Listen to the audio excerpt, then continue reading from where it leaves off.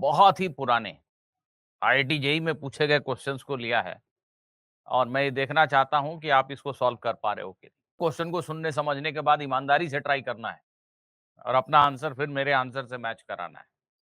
1984 IIT JEE का question है।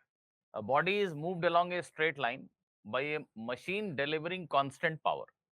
Distance moved by the body in time t will be proportional to which power of the time? That is the question.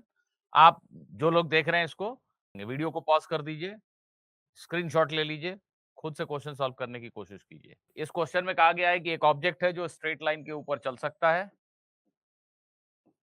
इसके ऊपर एक machine constant power deliver कर रही है, means machine let us से इस पे एक फोर्स अप्लाई कर रही है और ये जो फोर्स है इसका पावर कांस्टेंट है। गौर करना, जैसे जैसे इस ऑब्जेक्ट की स्पीड बढ़ेगी फोर्स कम होता जाएगा। क्यों? फोर्स इनटू वेलोसिटी पावर है, तो जैसे जैसे इस ऑब्जेक्ट की वेलोसिटी बढ़ेगी फोर्स कम होता जाएगा। ऐसा तुम सभी फील करते हो अब बाइक चलाते समय।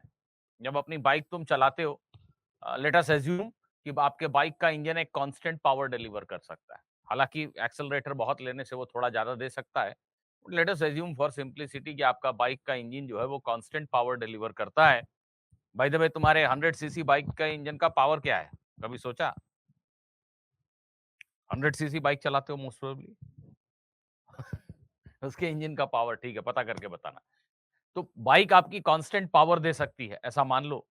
जब स्पीड उसकी कम होती है 10 किलोमीटर पर आवर, 10 से 30 जाना बहुत आसान है, बहुत क्विक एक्सेलरेशन हो सकता है। क्यों? क्योंकि जब वेलोसिटी कम है ऑब्जेक्ट की, तो जो फोर्स जनरेट हो रहा है वो बहुत बड़ा है। फोर्स इनटू वेलोसिटी कांस्टेंट है, power constant.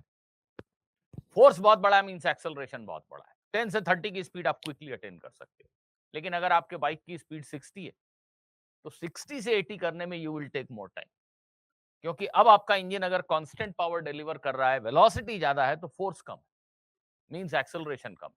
It will take long time. ऐसे ही बेसिकली मोटा मोटी देखे तो इस कॉन्सेप्ट पे बेस्ड ये क्वेश्चन है। हम मान लेते हैं कि इंजन जो पावर डिलीवर कर रहा है वो पी है, तो टी सेकंड में इंजन ने कितना वर्क कर दिया? P into T. इंजन ने कितना वर्क किया टी सेकंड में? P into t. Constant power p deliver कर रहा है, तो work done by engine on this body must be equal to change in kinetic energy of the body. ये थोड़ा शॉर्टकट हो जाएगा क्वेश्चन, देखिए।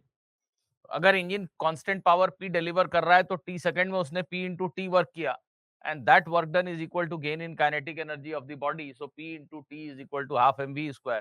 From here you can straight away write something like this. So the speed of the body at time t is some constant into root t. Now this speed can be written as dx by dt, and you can do one more integration and you will be able to find that x depends on t raised to the power 3 by 2. Just move dt on this side and integrate. So displacement x will depend on t raised to the power 3 by 2.